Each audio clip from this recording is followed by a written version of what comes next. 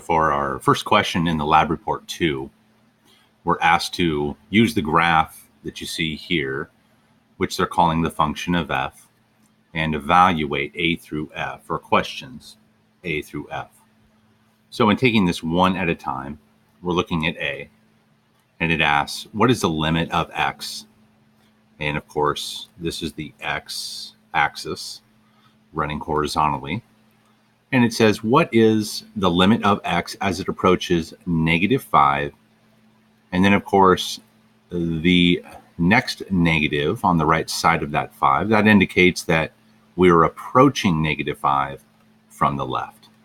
Well, -5 would be in between 6 and 4, -6 and 4. And it might be difficult to see on the screen, but this is -5. And for the graph, if we just follow the graph on the left towards -5, so we'll follow that, we are approaching what appears to be 1.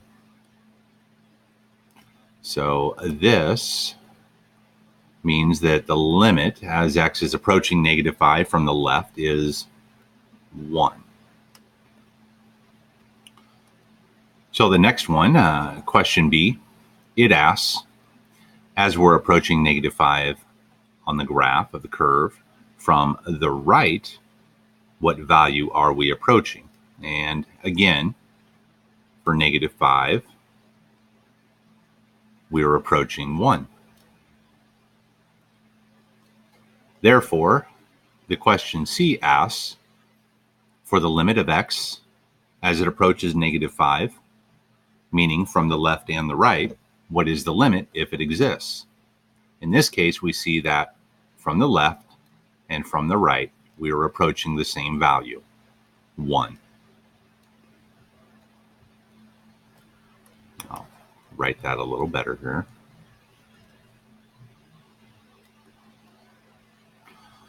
So, part D, or question D, is asking us, as the limit of x is approaching 0, this being 0, or the origin, as the limit of f of x for x approaching 0 from the left, what is that value?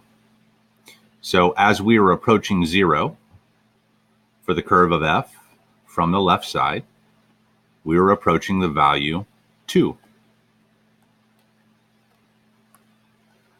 It then asks, what is the limit of f of x as x is approaching 0 from the right side? Well, from the right side, we see that the graph takes a dramatic jump. And we know that as we're approaching 0 from the right side, it appears to be going to positive infinity.